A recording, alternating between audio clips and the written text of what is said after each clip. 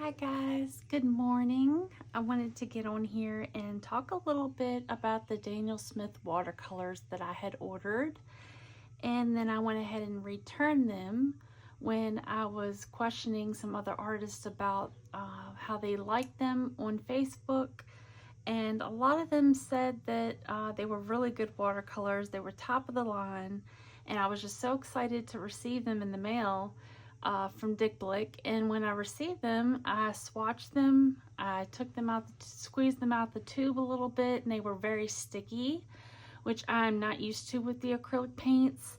So I just got very discouraged. I was like, you know what, these paints are like, I think they're like anywhere between like $8 and $11 a tube. They might be more like $11, but I think they were like $117 for like 11 or 12 tubes. So I was just, you know, just like wanting to send them back because I was not happy. And so I watched a video a couple of days after I decided to send them back of mica powders and how you can mix those with gum Arabic by Jacquard, I think is how you pronounce it. And this is basically like a bond for the mica powders that were used in the video to make iridescent watercolor paints. So I was really excited when I heard about that, and when I was sharing about how I felt about the watercolors by Daniel Smith, I believe is the name, somebody was mentioning the mica powders being mixed with that would make beautiful watercolors, and I was like, wow, okay, I just saw a video about that. And it's really great. I just wanted to share the difference between the paints. As you can see right here, I have some watercolors already set out. I tested a couple of the mica powders last night, and this is actually the Daniel Smith watercolor that I still have on my palette that I used before sending them back. And I just want to share side by side the difference.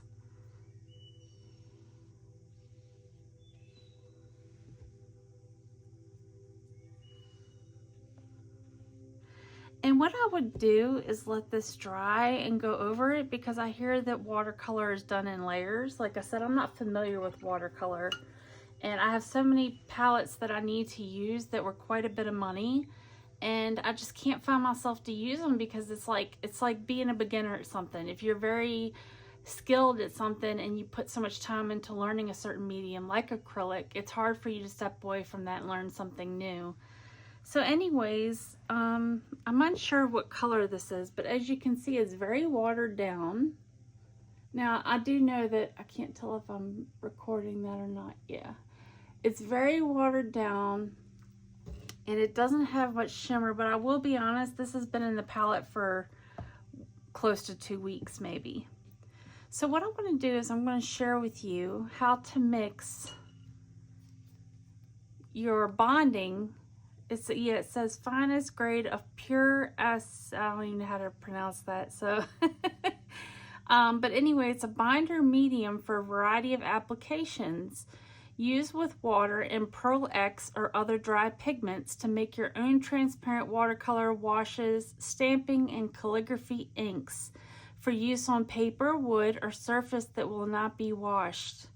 It produces a glossy, easy to brush or stamp on paint that easily mixes and cleans up with water. So you're going to add 1/4 of this ratio to 4 parts pigment, and you're going to slowly add water until the desired consistency is achieved.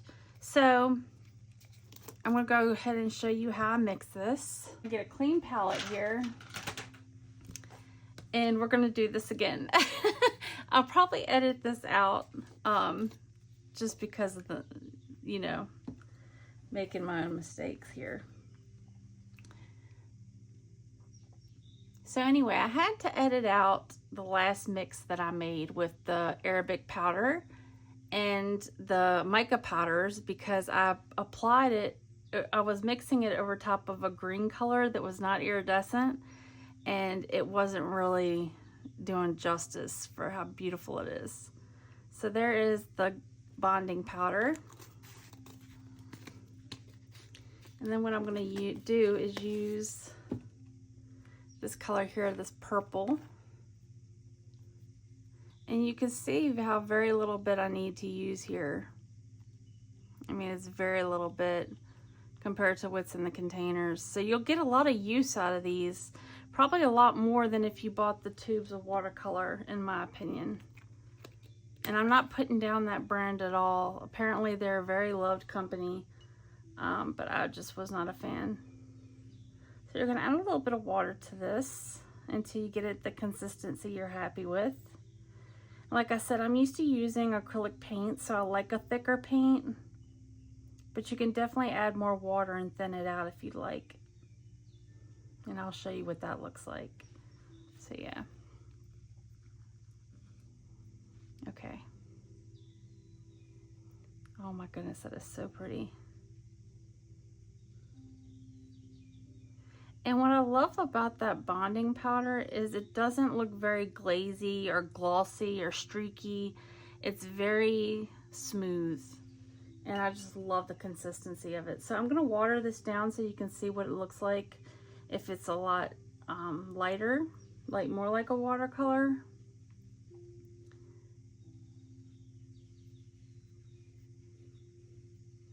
And I just love it. It's so pretty. So I'm gonna show this up at the camera up close so you can see the shimmer compared to that more pale beige color here. We're not sure what color that is, but I love the mica powders. So that's a much better option for me. And I hope this shows you what you can do with the mica powders. Like I said, with this powder here that you mix in, it really does prevent any kind of rubbing off. As you can see, there's hardly anything on my hand, but I did in a previous shot rub this, so there's probably still some more on that, but you can see, or maybe you can't see, that there's much more over on this side where I had not used the powder mixed in. So this stuff is really great. And I think this was only like $5 maybe for the whole container, and it is 1 ounce. So I'm very happy. I hope this got you to want to try these mica powders, and like I said, there's so many colors. It's so beautiful. And you know, you can do so much with them, and they're so vibrant and chameleon like, and I'm really happy. So I'll see you guys in the next video. Bye.